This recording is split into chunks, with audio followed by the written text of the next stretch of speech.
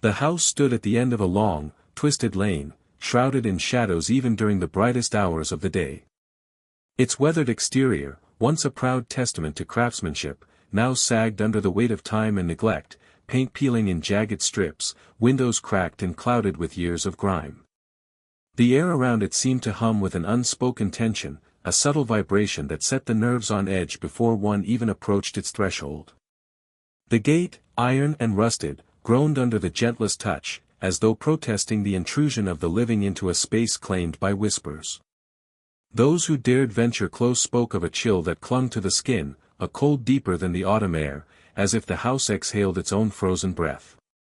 It was not merely abandoned, it felt alive, aware, and quietly observant. Inside, the hallways stretched in confusing, almost impossible configurations. Doors led to rooms that should not have existed, corners bent at unnatural angles, and shadows pooled in the spaces where light refused to linger. Each step on the splintered floorboards produced a hollow echo, but sometimes, beneath the sound of one's own movements, a softer, subtler whisper threaded through the air. At first, it was indistinct, almost dismissed as the wind squeezing through cracks or the settling of timber. But for those who stayed, who paused and listened, the whispers carried meaning. They were not random, they were deliberate, layered, and sometimes achingly familiar, as if drawing on the memories of every family that had ever inhabited these rooms. It was impossible to remain in the house without feeling that one was being watched, and worse, being spoken to by a voice from the past. The history of the house was as much a part of its presence as the decaying wood and dust-laden curtains. Constructed in the late 1800s, it had been home to a succession of families, each claiming a brief period of comfort before tragedy struck. Newspapers from the era, yellowed and brittle, record sudden illnesses, unexpected deaths, and mysterious disappearances. Letters discovered in the attic tell similar stories, family members describing strange occurrences, objects moving without explanation, and a pervasive sensation of being observed. What was initially considered coincidence grew into something more sinister with each successive household. Patterns emerged that could not easily be ignored, though townspeople, wary of scandal and fearful of the house itself, often dismissed the accounts as hysteria or misfortune. Those who approached the house for exploration often reported immediate, visceral reactions. The first moments inside were disorienting, the rooms seemed larger than they should have been, and yet claustrophobic, corners twisting and doors appearing where memory insisted there should be none. The temperature fluctuated unpredictably, dropping sharply in certain hallways, creating a tangible sense of unease. Even the air carried a weight, thick with the accumulated fear and grief of generations. Some visitors claimed to feel fingers brushing their shoulders, soft breathing at the nape of the neck, or an inexplicable urge to turn and speak, only to find nothing but the empty, decaying interior. The house did not respond violently, its presence was subtle, insidious, coaxing fear and tension to grow quietly, as though it understood the mind's fragility. Whispers seemed to be the house's most persistent and unsettling feature. They were never fully coherent, yet always suggestive, pulling on memories and emotions like threads. One moment, a visitor might hear laughter that was too familiar, echoing a memory from childhood, the next, a soft cry, impossible to place but undeniably human. The sound seemed to emanate from the very walls, reverberating with a depth that suggested intelligence.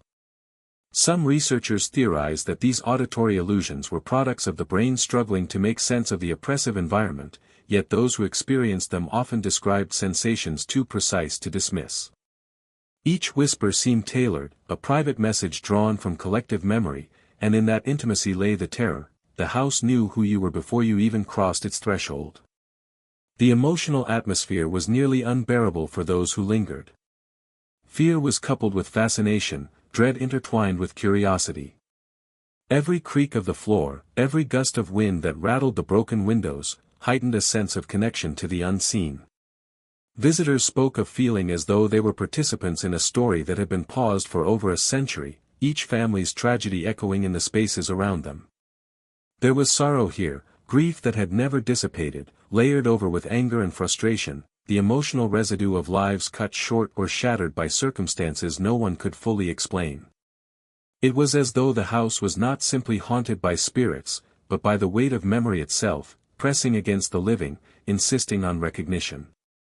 Even in modern times, attempts to document the house yielded strange results. Cameras malfunctioned inexplicably, recordings captured voices that had not been spoken aloud, and photographs often revealed shapes or figures that disappeared when looked at directly. Paranormal investigators, historians, and curious wanderers left with stories that defied rational explanation. While some dismissed the experiences as psychological, the sheer consistency of reports over decades suggested a pattern that could not be ignored. The house maintained its hold not through violence, but through atmosphere, memory, and an unrelenting persistence that ensnared those who dared enter. By the end of the first encounter, the impression left on visitors was indelible. Few could articulate the precise nature of the fear, yet all sensed an unspoken truth: the house was a repository of human experience, a vessel containing the joys, sorrows, and horrors of every family that had perished within it. To walk its hallways was to confront history in its rawest form, to feel intimately connected to lives that had ended abruptly, and to sense a presence that transcended time itself. The house whispered, and in those whispers, it claimed a piece of everyone who entered, a subtle but irrevocable mark on the mind and soul. The estate was born in an era when the town itself was a patchwork of farmland, dense woods, and a few scattered cobblestone streets. Constructed in the final decades of the 19th century, the house was originally intended as a stately family residence, a monument to wealth and stability. Its architecture combined classical lines with elaborate ornamentation: tall, narrow windows framed with intricate woodwork, gabled roofs that rose sharply toward the sky, and a grand entrance that suggested prominence and security. On the surface, it appeared to be a home like any other, yet even its earliest builders spoke of an unease that lingered in the timber and stone. Carpenters and masons claimed that certain beams felt colder to the touch than others, and that shadows seemed to gather in hallways without reason. These early observations were often dismissed as superstition, but they were the first hints of the subtle and persistent malevolence that would come to define the property. The first family to inhabit the house arrived with hope and ambition. They were emblematic of the era, industrious, socially conscious, and proud of their ability to shape a home from the raw land. They brought furniture, livestock, and a sense of vitality that momentarily illuminated the dim corridors and empty rooms. Yet even within the first weeks, the house began to assert its presence. A piano left in the parlor would occasionally emit notes when no one played, and candles would flare and dim unpredictably, as if responding to some unseen rhythm. Servants reported faint laughter echoing down empty halls, and children became reluctant to enter certain rooms, their young imaginations sensing what the adults could not yet articulate. The family attempted to rationalize the disturbances, attributing them to drafty windows, settling foundations, or the eccentricities of servants. However, the unease persisted, slowly seeping into daily life. Over the decades, the house saw a parade of families, each leaving in frustration, fear, or tragedy. The property's reputation grew quietly at first, whispered among neighbors during market days and church gatherings. Some townspeople suggested that the house was cursed, a place where the ordinary rules of life did not apply. Others proposed a more rational explanation, citing the house's isolated location, the harsh winters, and the psychological effects of long periods of confinement. Yet none of these arguments fully accounted for the patterns that became increasingly evident. Every family that stayed long enough experienced misfortune, from mysterious illnesses to sudden deaths, or, in some cases, complete disappearance. Each story, while distinct, carried a common thread of inexplicable phenomena and a growing sense of dread. The architectural design itself seemed to amplify the house's unnerving qualities. Rooms were disproportionately large, ceilings hung low in some areas, and hallways wound in disorienting ways, creating an almost labyrinthine effect. Certain doors opened into blank walls or staircases that led nowhere, confounding residents and visitors alike. Light rarely penetrated the deep recesses of the interior, leaving corners perpetually shrouded in shadow. The house's materials, primarily aged oak and stone, seemed to absorb sound, creating a muffled, oppressive silence that heightened the tension of every footstep. At night, the silence became a canvas for auditory illusions, a whispered conversation, the scraping of furniture, or the faint, unplaceable echo of children running through the halls. This architectural manipulation of perception, whether intentional or coincidental, made the house not merely a residence but an immersive, psychological environment capable of influencing behavior and thought. The town surrounding the estate played a crucial role in shaping the house's legend. Located on the outskirts, the property was separated from neighbors by thick woods and a winding road that turned treacherously in wet weather. This isolation encouraged speculation and rumor, as no casual observer could witness the daily life within the walls. Families moving in were known to seek privacy and discretion, yet they were soon subjected to the house's relentless scrutiny. Local folklore merged with fact, creating stories that were retold with increasing embellishment. Children dared one another to peek through the iron gate, adults exchanged uneasy glances when passing by, and clergy occasionally preached caution, warning of pride, greed, and the unseen consequences of dwelling in a house that held secrets beyond human understanding. Records from the first century of occupancy reveal a curious pattern. Each household maintained meticulous journals or correspondence describing minor oddities at first, escalating into full accounts of unexplainable events. Letters speak of doors closing on their own, footsteps echoing when no one was present, and the persistent sensation of being observed. Neighbors reported faint cries and laughter emanating from the house at hours when no one should have been awake. Certain artifacts, such as mirrors or chandeliers, were noted to behave strangely, reflecting shadows not cast by any visible body, swinging despite still air, or darkening unexpectedly. Despite these anomalies, each family attempted to maintain normalcy, often downplaying or rationalizing the events until the disturbances could no longer be ignored. The cultural and social context of the time added layers to the house's history. In a period marked by strict social codes, gender roles, and an emphasis on public reputation, any suggestion of supernatural influence or irrational fear was met with skepticism or ridicule. Families were reluctant to share their experiences widely, fearing stigma or disbelief. Religious leaders occasionally intervened, offering prayers and blessings, but such measures seemed ineffective, sometimes coinciding with even more peculiar occurrences.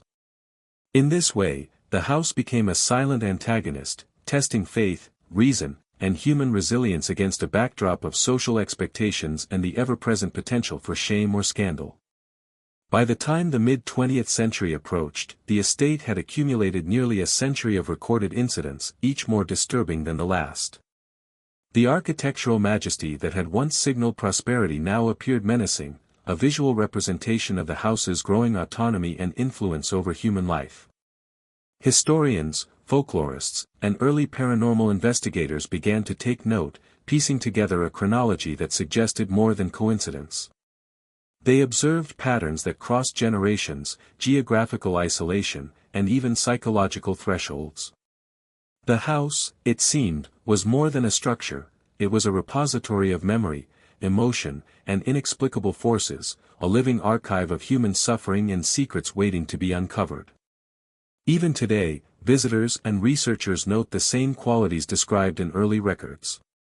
The house maintains its architecture, weathered yet unyielding, embodying both its original grandeur and its accumulated darkness. Its history, rich with human ambition, sorrow, and the unexplainable, is inseparable from its physical presence. The estate's design, location, and social context all contribute to an atmosphere that is at once historically grounded and profoundly unsettling, preparing the observer for the stories, whispers, and tragedies that continue to define its legacy. The first hints of tragedy within the house were subtle, almost imperceptible, yet they left an indelible mark on the families who lived there. Objects began to move in ways that defied logic, chairs slightly shifted from their usual positions, books toppled from shelves without explanation, and the faint sound of footsteps echoed in empty hallways. At first, these anomalies were easy to dismiss as quirks of an aging structure. Floorboards settled unevenly, drafts caused doors to swing, and echoes distorted ordinary noises. But as weeks passed, the irregularities became more pronounced and disturbing, and an uneasy pattern emerged that no one could ignore. The house seemed to resist ordinary life, as if it possessed a will of its own, an unseen intelligence subtly shaping events and bending reality to its shadowed desire. Family members, initially rational and composed, began to feel the weight of a presence they could neither see nor name. A mother noticed that the lullabies she sang to her children seemed to draw faint responses from empty rooms. Children reported seeing figures standing silently in corners, their faces obscured, fading when approached. One father, examining the staircase late at night, swore he saw a shadow descend ahead of him, only to find the steps empty. Pets refused to enter certain areas, yelping or retreating with uncharacteristic fear. The repetition of these events across different families and decades indicated a pattern. The house was not merely haunted by memory but was actively engaged in shaping the experiences of those within its walls. Neighbors occasionally noticed signs of disturbance before the families themselves fully admitted them. Curtains flapping in closed windows, faint cries in the night, and unexplained lights flickering in the upper floors drew attention, though people often rationalized what they saw. When approached, family members downplayed incidents, attempting to preserve appearances and protect their reputations. Yet behind closed doors, anxiety grew steadily. Meals were eaten in tense silence, laughter became forced, and even the simplest routines, tidying rooms, preparing children for school, carried a sense of dread. The house did not need to act violently, it simply needed to exist, and the weight of its presence was enough to distort the rhythms of ordinary life, slowly eroding confidence, stability, and peace of mind. During this period, letters and diaries became vital records of what was happening within the home.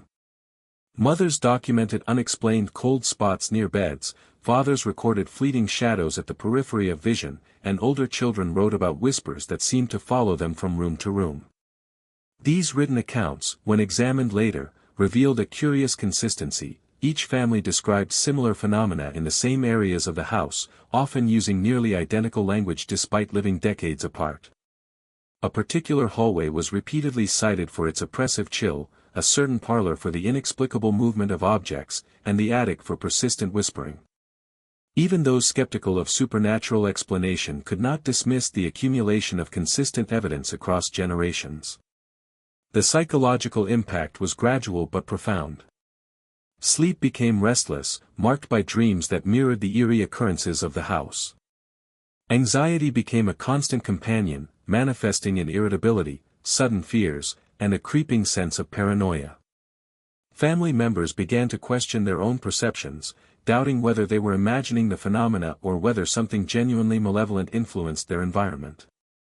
The house's influence did not require overt violence or spectacular occurrences. It exerted control through subtle disorientation, psychological pressure, and the repeated suggestion that normality was fragile, easily disrupted by unseen forces. Local folklore began to absorb these early signs of tragedy. Townspeople shared whispered stories of the house's influence over those who lived there.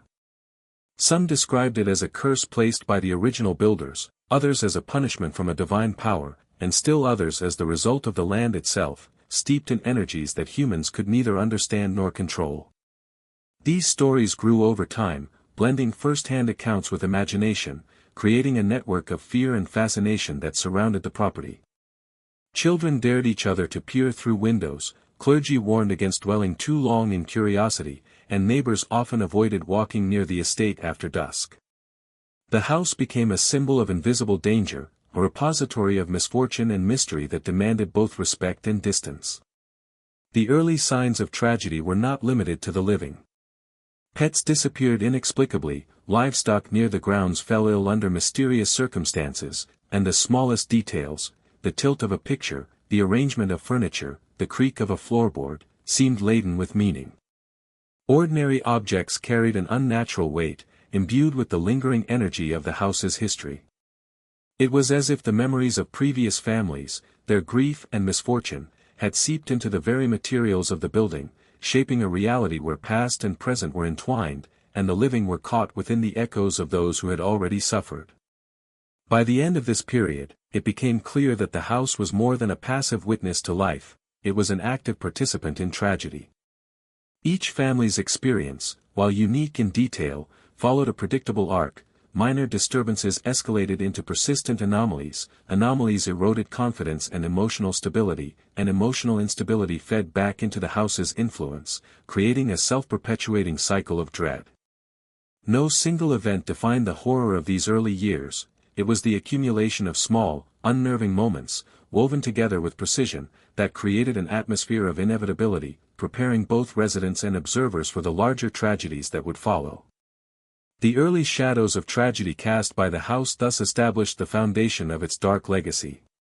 What began as minor disturbances grew into patterns of fear and misfortune that would define generations.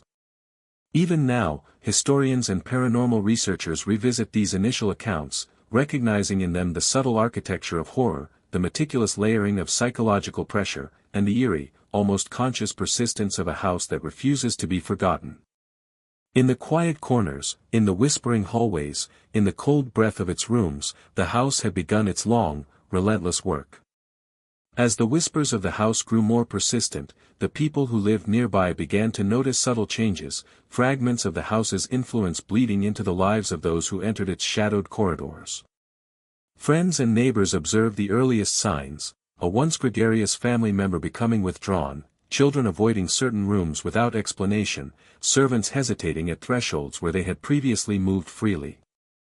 These were the first public manifestations of what the house had long been cultivating within its walls, a quiet, insidious pressure that extended beyond private spaces and into the community's perception of normalcy.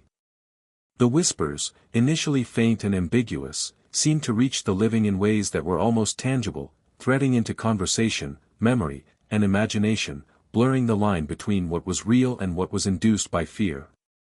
Early witnesses to the house's peculiar influence were often hesitant to speak, their words measured and careful, as if the house itself might punish openness. A visiting friend might recall feeling inexplicably watched while walking through the parlor, or catch a reflection of movement in a window where no one stood. Neighbors reported hearing muffled cries late at night, faint laughter when the estate appeared empty, and objects that seemed to vanish only to reappear in unlikely places. Though such accounts were sporadic and often dismissed as imagination or exaggeration, their frequency and consistency created an undercurrent of unease that could not be ignored. The house's reputation, initially limited to whispered warnings, began to solidify in the minds of those who dared to observe its presence from a distance. Within the families themselves, the phenomenon became impossible to ignore. Children spoke openly about someone watching or someone talking to them, often naming figures they had never seen and describing conversations they could not recall having had.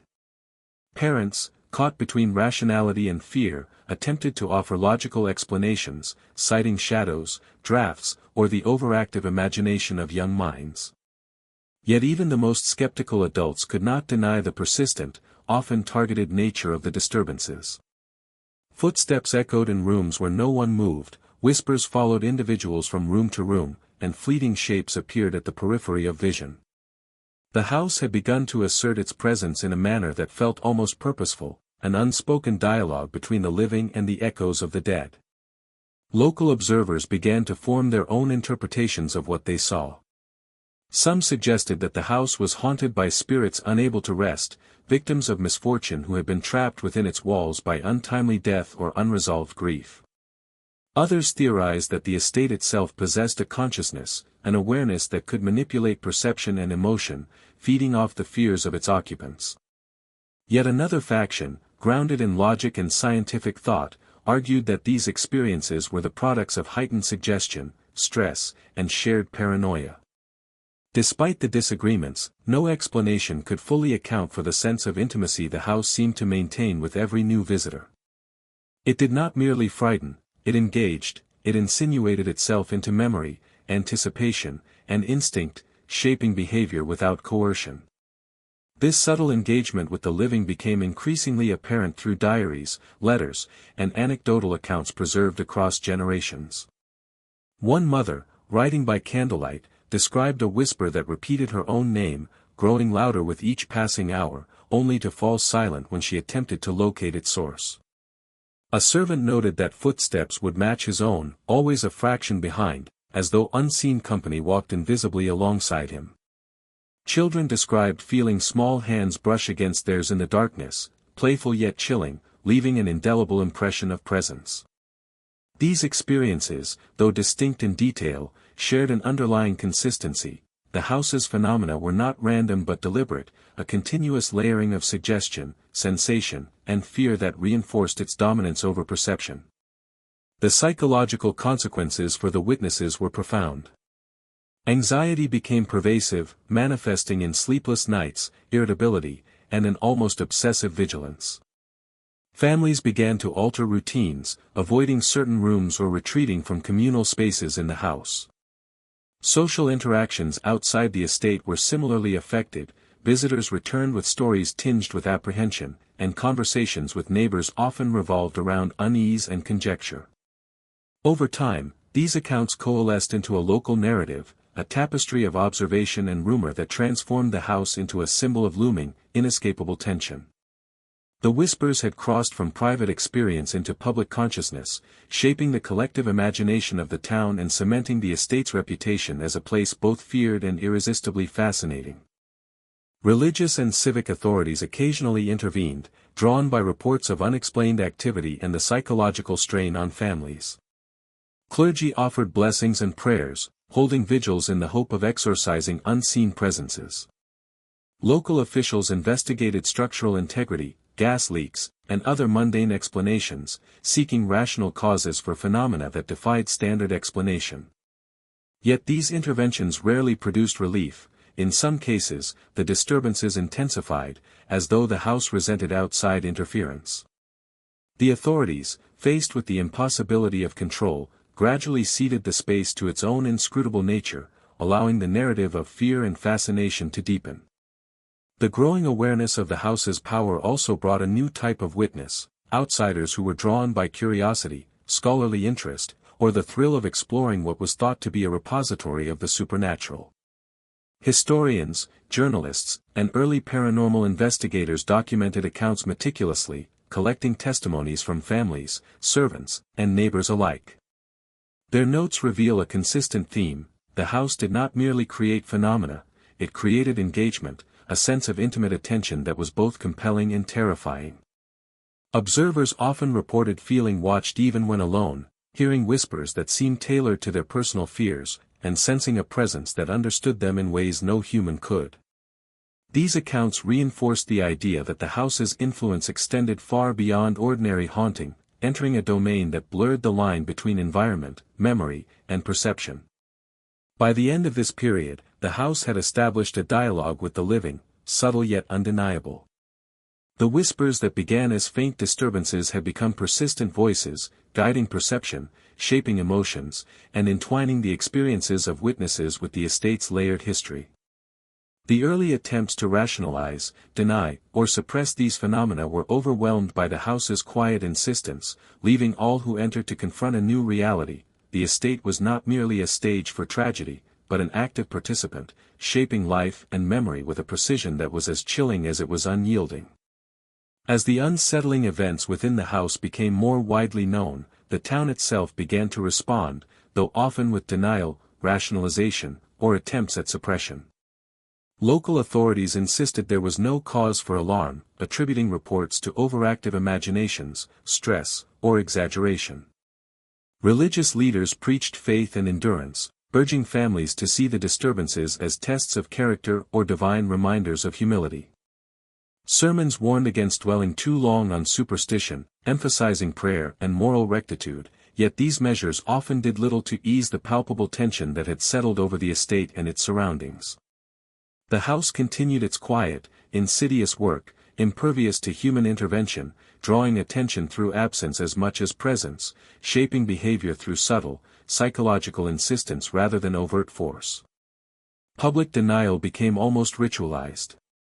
Town meetings were held to discuss concerns, yet each report of whispers, shadows, or inexplicable phenomena was met with skepticism or deflection. Families who spoke openly about their experiences were quickly silenced by a combination of social pressure and the fear of ridicule. Neighbors were encouraged to dismiss what they had seen or heard, to avoid fueling hysteria. Despite these efforts, awareness spread quietly, through hushed conversations, private letters, and the cautious observation of travelers. Those who dared approach the estate carried stories with them, contributing to a growing network of rumor and unease that existed alongside official proclamations of normalcy. The psychological impact of public suppression on families already living under the house's influence was profound. Mothers and fathers found themselves torn between protecting their reputations and confronting the undeniable presence of abnormal phenomena. Children internalized a sense of guilt or fear, learning to doubt their own perceptions in response to societal pressure. The household became a crucible of tension. Silence in the face of the extraordinary was both a necessity and a source of anxiety, amplifying the house's influence. Families felt trapped between the demands of social conformity and the reality of their lived experience, a conflict that intensified the emotional strain and contributed to the persistence of fear. Religious intervention, while well-intentioned, often proved paradoxical. Priests and ministers held blessings, recited prayers, and consecrated rooms, yet many reported feeling a peculiar energy that resisted their rituals. Candles flickered unpredictably during services, and whispers sometimes returned immediately after prayers concluded. Some clergy came to believe that the house was not merely haunted by spirits, but shaped by the cumulative emotional and psychological weight of every family who had suffered within its walls. The interventions did little to stop the phenomena, but they did add another layer of complexity to the community's understanding. The house could not be defeated by faith alone, nor by rational explanation, and its presence remained a quiet but persistent assertion of autonomy. Scientific and practical attempts at explanation began to emerge alongside religious efforts. Local engineers, architects, and physicians examined the estate for structural flaws, toxic materials, or environmental causes. They noted irregularities, creaking floorboards that did not align with construction patterns, drafts that seemed to move contrary to natural airflow, and structural anomalies that defied conventional understanding. Yet these investigations often failed to provide comprehensive answers. Equipment malfunctioned inexplicably, measurements produced contradictory data, and observations documented phenomena that could not be accounted for by natural laws. These failed explanations reinforced the perception that the house operated outside conventional reality, further cementing its reputation as an enigma beyond human comprehension. Social and cultural dynamics also shaped the town's response. Gossip, cautionary tales, and whispered warnings became integral to the community's collective consciousness. Families who once visited the estate casually now avoided it entirely, and those living nearby were cautious in their interactions with residents. The house's influence extended beyond its physical boundaries, affecting social behavior, perception, and communication. Children learned the stories in subtle ways, through overheard warnings or frightened looks, while adults adapted routines to minimize contact with the property. In this way, the estate became a psychological landmark as much as a physical one, its reputation reinforcing the sense of danger even for those who had not personally witnessed its effects. The denial and suppression efforts of the town did little to diminish the house's impact on its residents. If anything, the insistence that nothing was wrong heightened the tension, as families struggled to reconcile personal experience with public expectation. Isolation grew, both literal and metaphorical. Neighbors distanced themselves, visitors were wary, and internal family dynamics strained under the pressure of secrecy. Emotional fatigue set in, and subtle fractures emerged, arguments became more frequent, trust eroded, and fear, already intensified by the house, was compounded by the social impossibility of acknowledging it openly. The estate's presence became more than a haunting, it became a pervasive force shaping thought, behavior, and interpersonal relationships. By the time the mid-20th century had passed, it was clear that the house's influence could not be contained by denial, rationalization, or spiritual intervention. Every attempt to suppress acknowledgement, whether through social pressure, religious authority, or civic investigation, only seemed to reinforce the house's autonomy. Families continued to record experiences in private diaries, neighbors whispered about strange occurrences, and visitors occasionally risked entry despite warnings. The estate had become a symbol of tension between the ordinary and the extraordinary, a site where the attempts of a rational society collided with an enigma that could not be tamed. In the end, the town's response revealed as much about human nature as it did about the house itself. Fear of ridicule, social conformity, and a desire to preserve appearances created an environment in which the extraordinary could flourish unchecked. The house did not need to act aggressively. The silence, denial, and public suppression provided it with fertile ground to shape perception and influence emotion. Each whispered warning, each unexplained event, and each subtle anomaly was amplified by the unwillingness of the community to confront it openly, leaving the estate as a persistent, living reminder that some forces cannot be reasoned with, ignored, or prayed away.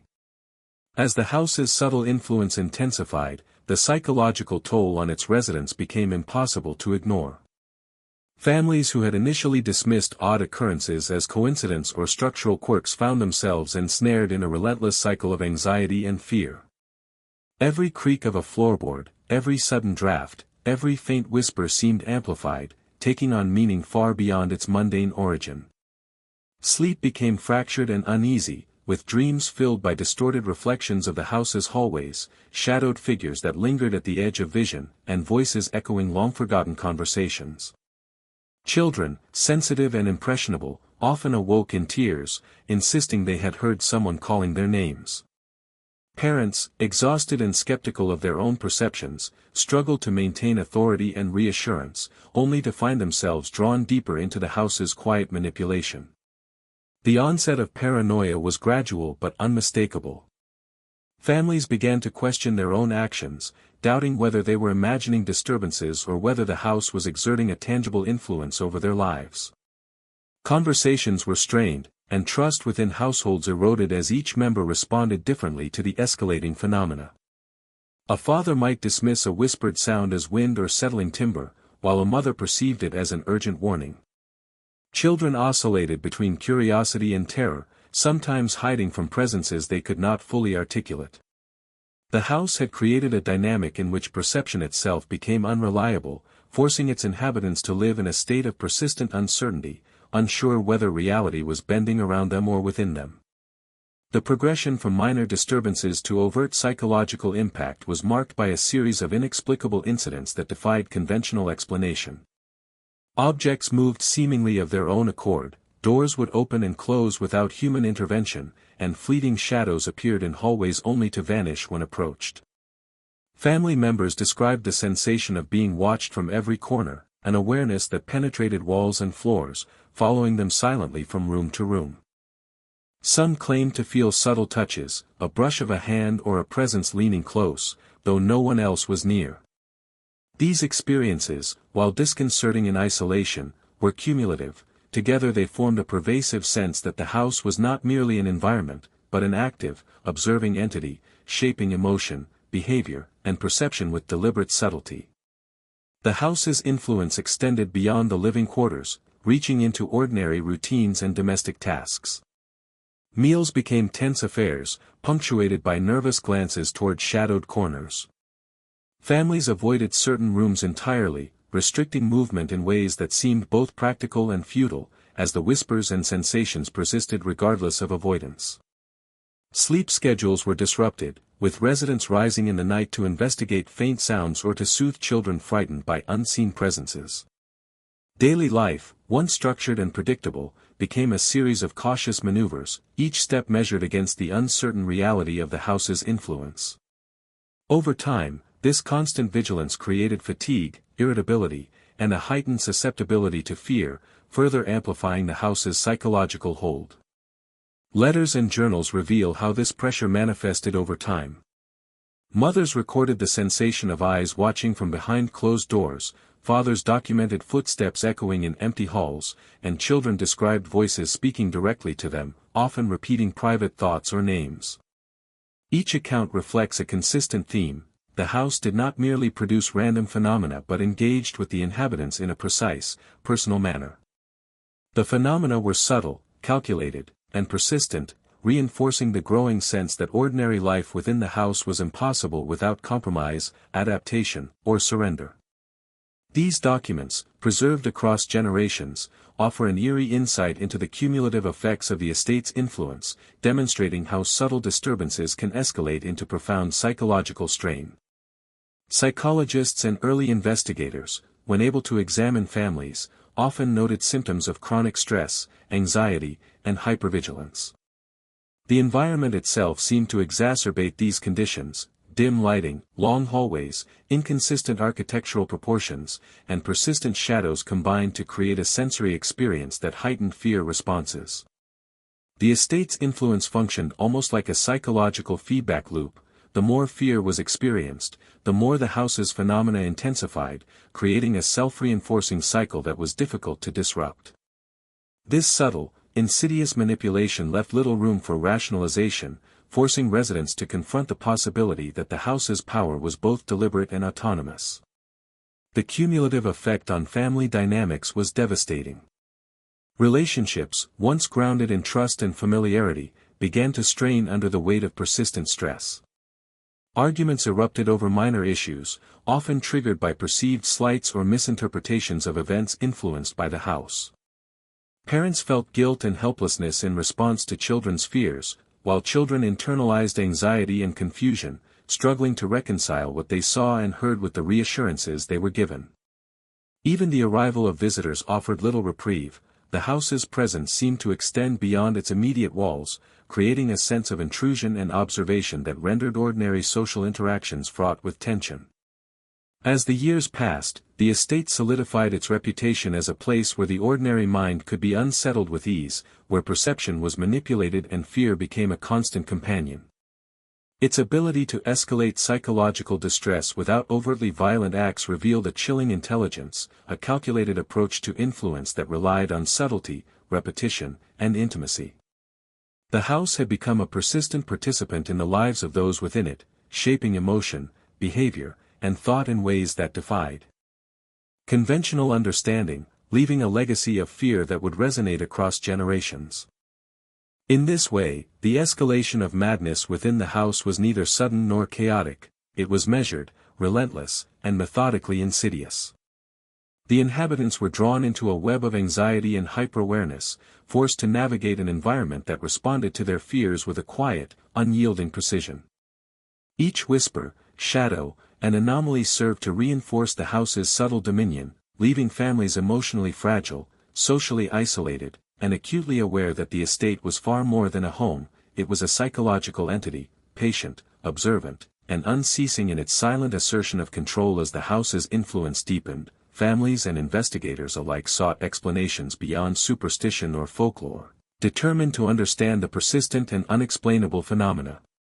Scholars, historians, and early paranormal researchers approached the estate with a mixture of curiosity, skepticism, and trepidation, documenting each anomaly with meticulous care.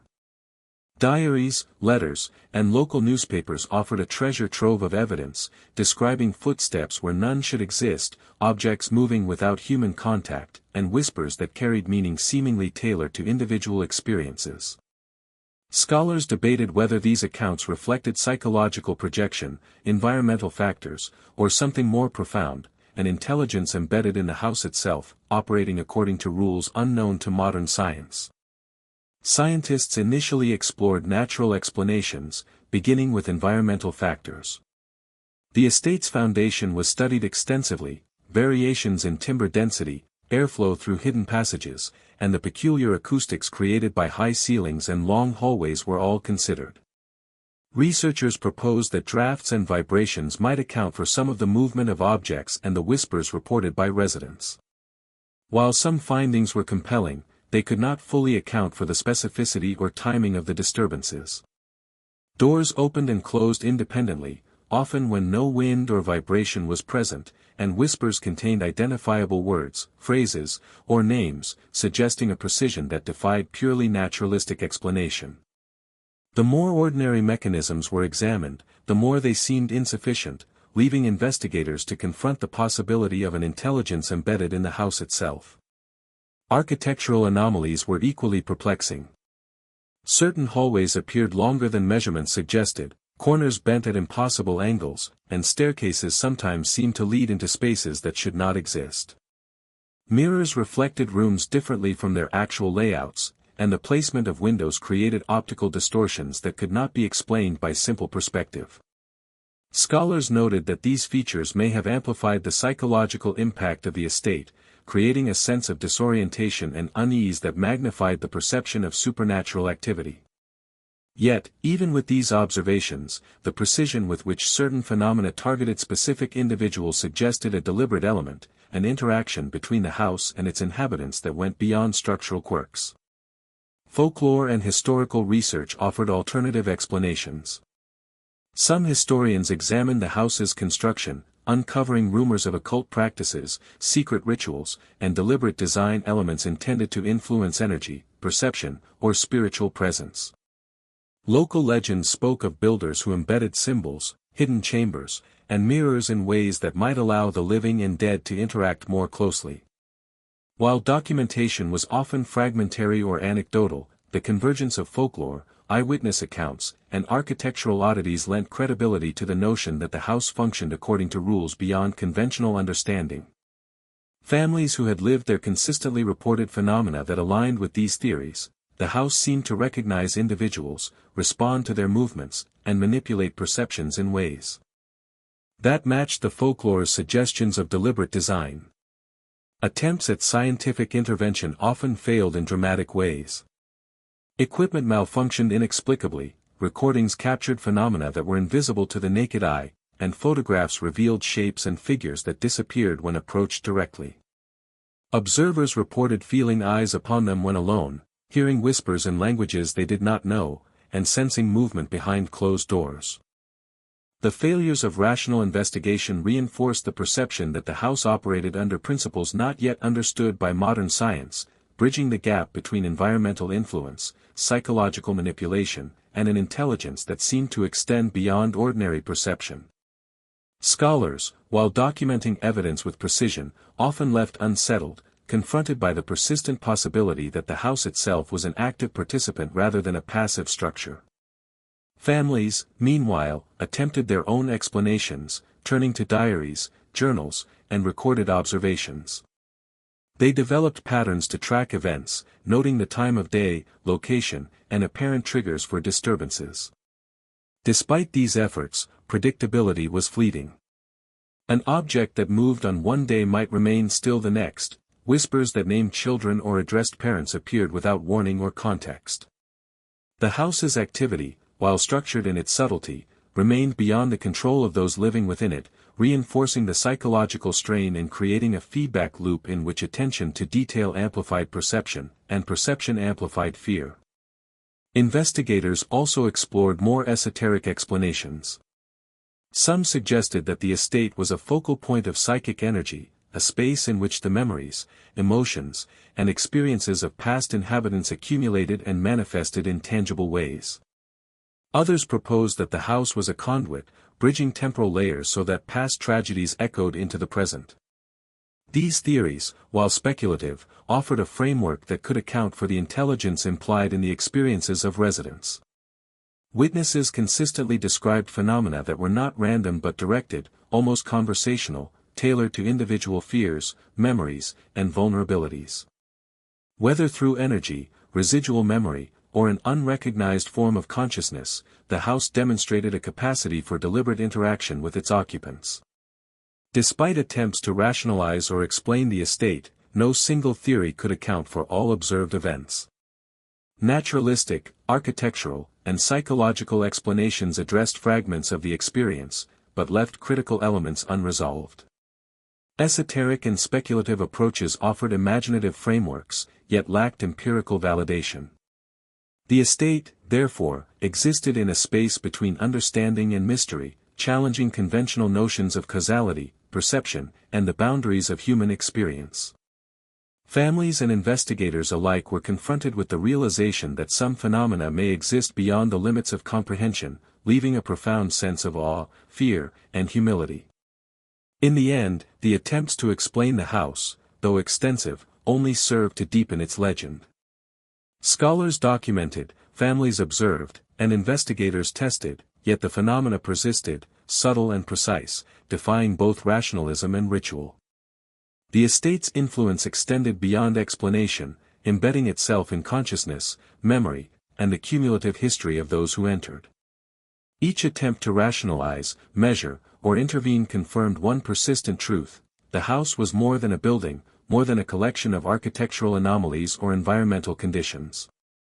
It was an active participant in human experience, deliberate, intelligent, and persistent, shaping perception and behavior in ways that would endure across generations.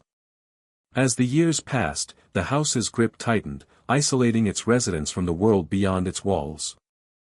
Families, once connected to neighbors, friends, and the town itself, gradually retreated into the corridors of the estate, avoiding contact with outsiders for fear of disbelief, ridicule, or the worsening of their own experiences.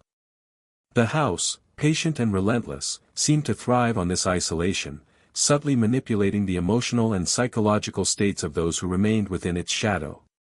The whispers became more pronounced, almost conversational, sometimes addressing specific fears, recalling intimate memories, or repeating long-forgotten details with eerie accuracy.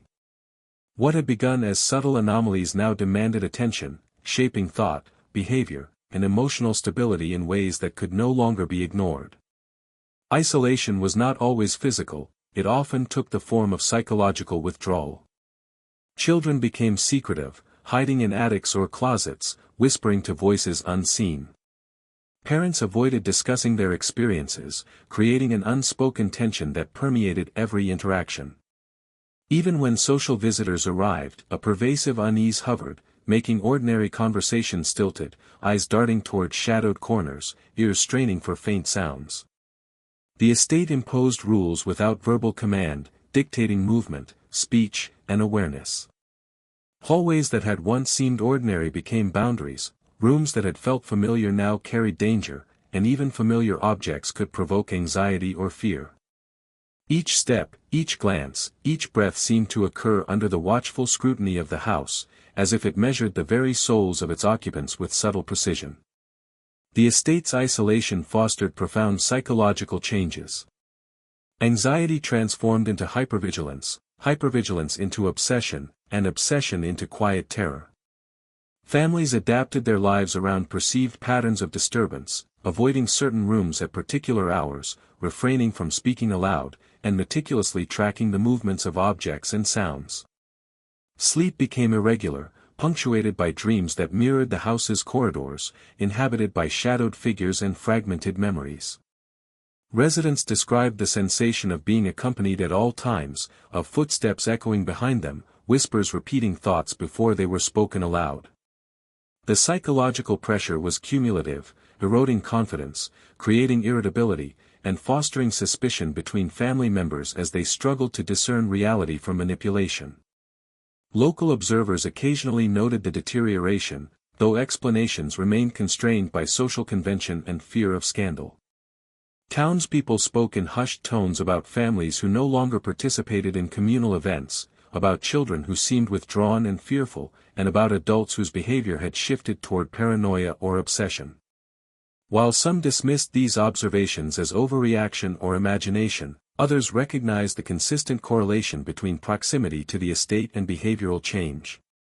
The house, through its insidious influence, had become a force not merely of physical or supernatural disturbance, but of psychological isolation, shaping both perception and action over months and years, creating an environment in which ordinary life could no longer flourish. The architectural features of the house played a critical role in this isolation. Hallways bent in ways that disoriented residents, doors led to spaces that appeared and disappeared, and mirrors reflected scenes that did not correspond to reality. Rooms were disproportionately large or small, ceilings warped in subtle ways, and windows captured light in angles that created shadows even on the brightest days. These design elements, whether intentional or coincidental, magnified the sense of estrangement, enhancing the emotional impact of isolation. Residents described feeling trapped, unable to navigate the house without careful calculation, as though the very layout had become a labyrinth designed to reinforce unease and heighten sensitivity to every whisper, creak, or flicker of movement. Attempts at relief, prayers, blessings, or even scientific investigation, were largely ineffective. Clergy offered rituals that were acknowledged but failed to provide lasting comfort, while scholars and engineers documented the phenomena but left with more questions than answers. Visitors sometimes reported temporary reprieve from the house's influence, only to find themselves overwhelmed upon returning, as if the estate had readapted to their presence, reasserting its subtle control. Families learned to accept that escape from the estate's psychological grip was temporary at best, that no measure could fully neutralize the persistent sense of surveillance, manipulation, and omnipresent attention. In some cases, the isolation led to complete withdrawal from society. Children grew fearful of leaving their rooms, parents avoided travel or interaction, and even routine tasks like cooking or cleaning became rituals imbued with tension. Everyday life was transformed into a negotiation with the house, a careful choreography in which every action might trigger response or disturbance. Families reported that the estate seemed to recognize moods, reacting differently depending on fear, hesitation, or defiance. The whispers became predictive, anticipating thoughts, echoing questions before they were asked, and sometimes mimicking voices from the past, further reinforcing the house's omnipotent presence. The effect of this prolonged isolation extended beyond the immediate household. Visitors, when allowed, often left with a sense of dread and disorientation, reporting fatigue, confusion, and heightened anxiety long after departing. Scholars attempting to study the estate found that repeated exposure could alter perception, memory, and emotional stability, suggesting that the house's influence was cumulative and capable of extending beyond immediate physical occupancy. Letters and journals from past residents document long-term consequences, including disrupted family dynamics, enduring psychological strain, and a persistent fear of returning to ordinary life outside the estate. By the end of this period, it was clear that the house's influence had reached a culmination point. Its subtle manipulation of perception, emotion, and behavior had created a state of isolation so complete that the outside world was effectively irrelevant to its residents. The whispers, shadows, and disorienting spaces had evolved into a network of control, shaping every thought, movement, and interaction. Families were trapped not only physically but mentally, their awareness inextricably intertwined with the estate's persistent, omnipresent attention. The house was no longer merely a location, it had become an active force in human experience, a participant in daily life, and a silent arbiter of reality itself. After the collapse of normalcy and the entrenchment of isolation within the estate, the aftermath began to take shape, leaving a haunting legacy that extended far beyond the house's walls. Families who managed to leave recorded their experiences meticulously, describing a lingering sense of unease that persisted even years after departure. The house, it seemed, retained a memory of its occupants, an imprint of fear and sorrow that refused to dissipate. Neighbors spoke of occasional flickers of light in empty windows, shadows moving in rooms long vacated, and whispers that echoed faintly in the wind, carrying fragments of past conversations, warnings, or cries. The estate's influence did not end with physical occupancy, it lingered, an omnipresent specter in the collective consciousness of the town. The psychological residue left by the house affected successive generations. Children who had lived there returned as adults with recurring nightmares, a persistent sense of being observed, and a difficulty distinguishing memory from perception. Even individuals who only visited briefly reported sensations of being watched, inexplicable chills, and auditory experiences that defied explanation.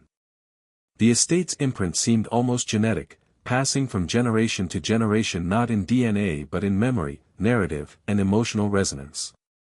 Stories of misfortune and subtle manipulation became embedded in local lore, ensuring that the house remained a point of fascination and fear long after the original families had departed.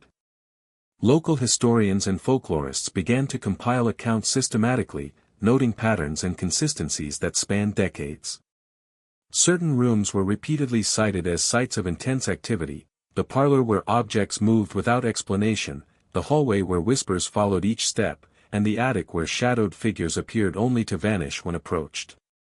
These recurring elements suggested that the estate itself was a repository of memory and presence, a space where the emotional and psychological experiences of past occupants had accumulated, creating an environment that was both tangible and intangible. Visitors to the estate, even well-prepared scholars, often left with the same sense of dislocation, noting how easily perception and reality seemed to merge within its walls. The house's lasting effect on the community extended beyond anecdotal stories. Property values around the estate fluctuated irregularly, as some buyers feared proximity while others were drawn by curiosity. Clergy occasionally referenced the estate in sermons, warning parishioners of pride, curiosity, and the unseen consequences of dwelling too long in a place steeped in sorrow and secrecy. Children grew up hearing stories of the house as cautionary tales, tales that blended truth with exaggeration, reinforcing both fascination and fear. Even those who never entered the property were aware of its presence and influence, making the estate a psychological landmark in addition to a physical one. Accounts from surviving residents highlighted the enduring emotional impact. Many spoke of a persistent anxiety that could flare unpredictably, a feeling of being followed, or dreams that mirrored the house's hallways and rooms. Some developed obsessive habits, cataloging sounds, movements, and perceived patterns in an attempt to regain a sense of control over memories and experiences.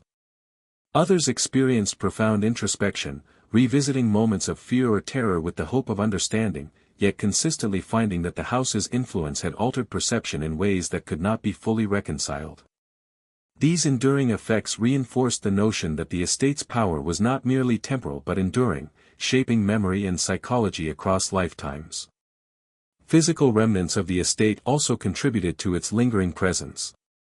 Abandoned furniture, weathered timber, and personal artifacts left behind by previous families retained a subtle but perceptible aura.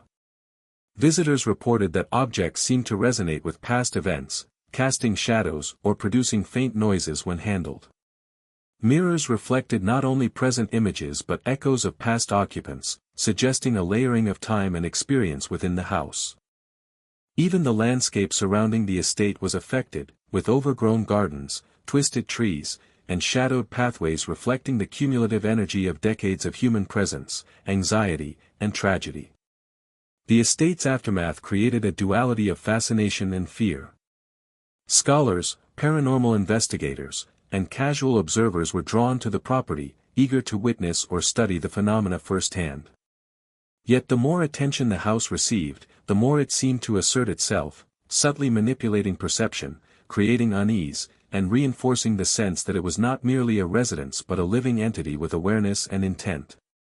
This duality ensured that the estate remained a focal point of both local and broader historical interest, a site where the ordinary and the extraordinary intersected, leaving questions unanswered and experiences unresolved.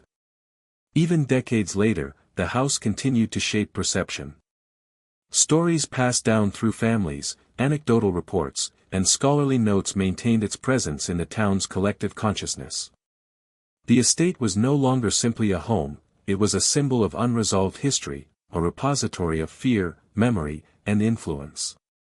Its legacy underscored the notion that some places retain power beyond physical occupancy, embedding themselves in human experience in ways that persist indefinitely, leaving those who encounter them forever changed.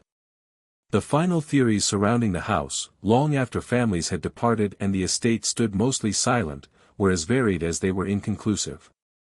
Scholars, folklorists, and paranormal researchers debated whether the phenomena were rooted in psychological manipulation, residual energy, or a conscious intelligence embedded in the very structure of the house.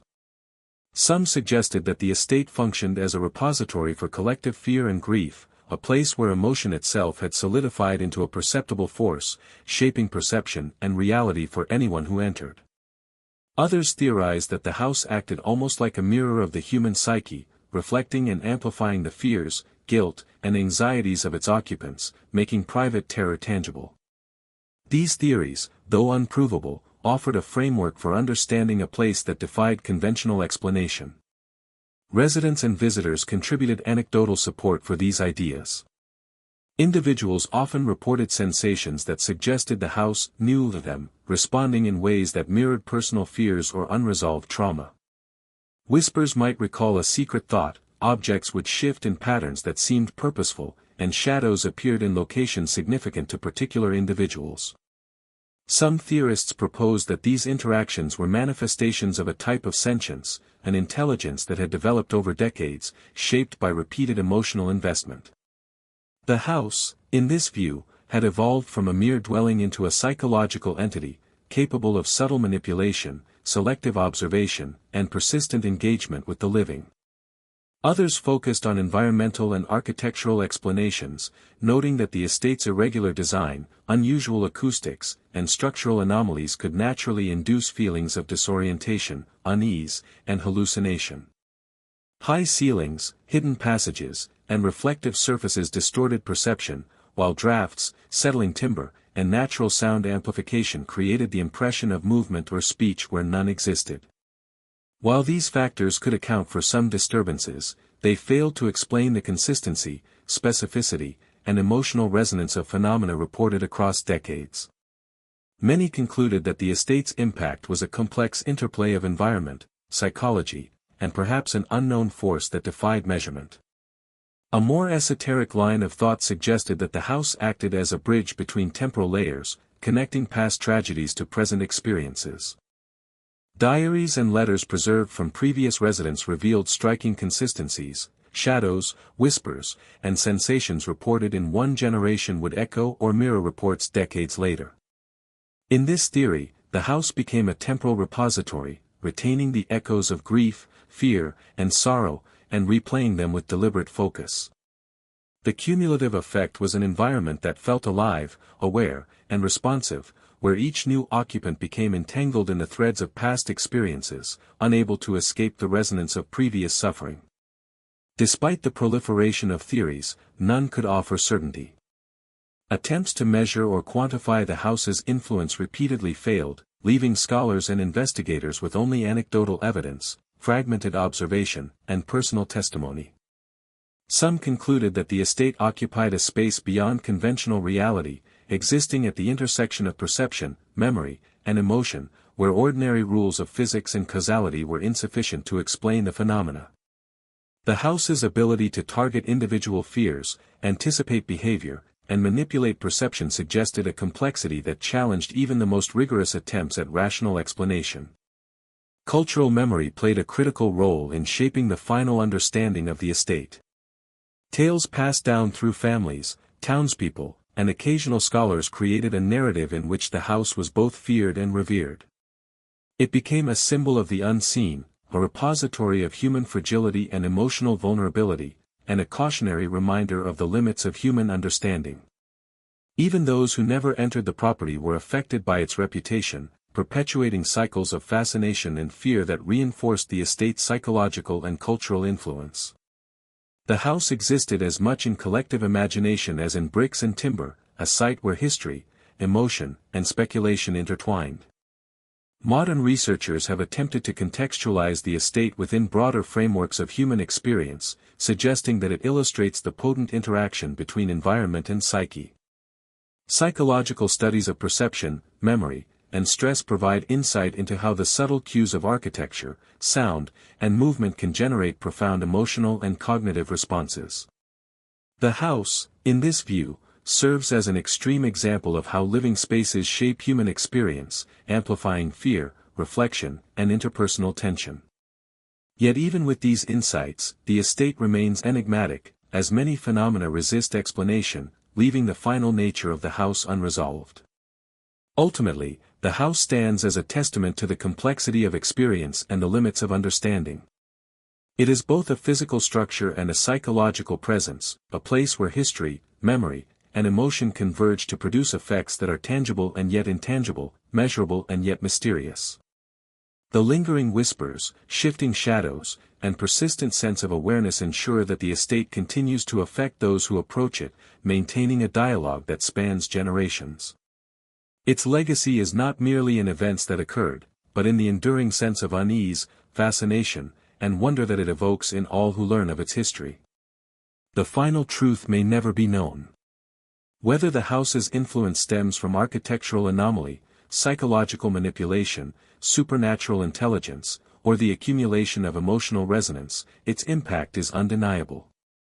The estate serves as a reminder that some places resist comprehension, that human perception can be both fragile and malleable, and that history, memory, and environment can intertwine to create experiences that challenge belief. The house whispers still, an eternal observer, a silent participant, and a living testament to the unknown forces that shape lives in ways unseen, lingering far beyond the walls that contain it. Even decades after the house had first revealed its insidious presence, the estate continued to defy comprehension, leaving a trail of questions that haunted scholars, historians, and the descendants of those who had once called it home. It was as though the house existed in a space beyond ordinary reality, a place where the usual rules of perception, memory, and causality were suspended. Researchers approached it with meticulous caution, documenting every creak, draft, and shadowed corner, yet the phenomena persisted with an unsettling consistency. Whispers followed visitors through empty hallways, footsteps echoed where none should exist, and fleeting shadows seemed to watch from angles no eye could naturally perceive. Even the most objective observers could not avoid the feeling that the house was aware of their scrutiny, responding with subtle changes that defied logic. Its influence was both omnipresent and elusive, simultaneously tangible and intangible, a living enigma that challenged the very foundation of understanding. The house had accumulated a history of fear and sorrow, and this emotional residue seemed to have a life of its own. Families who had once lived there described a lingering sense of being observed, even long after leaving. They spoke of nightmares that reproduced the estate's hallways, whispers that echoed intimate thoughts, and dreams that blurred the line between memory and imagination.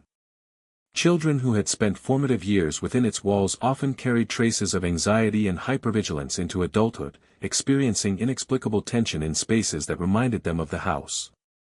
Adults struggled with similar sensations, recalling shadows in peripheral vision, hearing faint voices when alone, and feeling an unshakable impression of being monitored.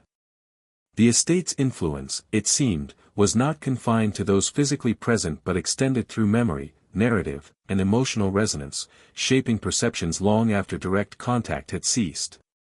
Local lore amplified the house's persistent enigma. Stories of voices repeating private thoughts, furniture shifting without explanation, and fleeting figures in mirrors were passed down from generation to generation. While these accounts often mingled with exaggeration and speculation, the consistency of certain core experiences suggested a deliberate pattern.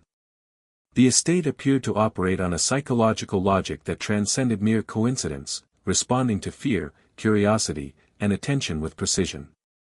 Scholars began to recognize that the house functioned almost as a sentient observer, interacting with its occupants in ways that mirrored their own anxieties and insecurities. Each anecdote, no matter how fantastical, contributed to a growing understanding that the estate was an active participant in the lives it touched, rather than a passive structure in which events merely occurred. Even contemporary visitors reported the persistent weight of the estate's presence. Scholars, investigators, and occasional thrill-seekers described a creeping awareness that they were not alone, a sensation that intensified with the passage of time spent inside. Whispers seemed to anticipate their thoughts, shadows appeared in areas unrelated to lighting, and objects moved in patterns that mirrored the individual's actions. These experiences were subtle yet insistent, producing a heightened psychological tension that left visitors both fascinated and unnerved. In some cases, repeated exposure led to long-term consequences, disrupted sleep, lingering unease, and an inability to separate perception from memory. The house, it seemed, did not merely occupy space but shaped the consciousness of those within it, creating an environment in which fear and awareness were inseparable. Efforts to reconstruct the house's history provided insight but also deepened the mystery. Researchers uncovered records of previous owners, tragic events, and anecdotal reports of unexplained occurrences that spanned generations. They noted recurring patterns. Certain rooms were repeatedly cited as sites of intense activity, hallways seemed to induce disorientation, and objects moved in ways that defied conventional explanation. While these findings suggested that the estate's physical structure played a role in shaping experiences, they could not fully account for the specificity, consistency, and personal nature of the phenomena. It became increasingly apparent that the house's influence operated on multiple levels simultaneously: environmental, psychological, and perhaps even something beyond ordinary comprehension. Theories surrounding the estate ranged from environmental and psychological explanations to the esoteric and supernatural. Some suggested that the house served as a reservoir for human emotion, storing grief, fear, and memory in a way that manifested tangibly for later occupants. Others proposed that the estate functioned as a mirror, reflecting and amplifying the unconscious fears of those who entered.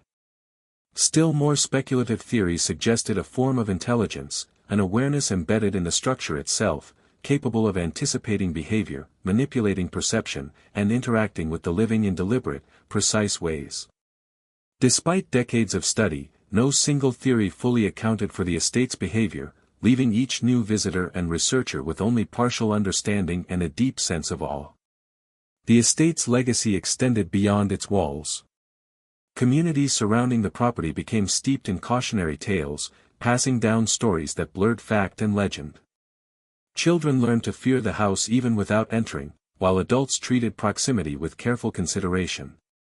Visitors who ignored warnings often reported subtle disturbances, sounds, sights, and feelings that suggested the house's influence could extend beyond its physical structure.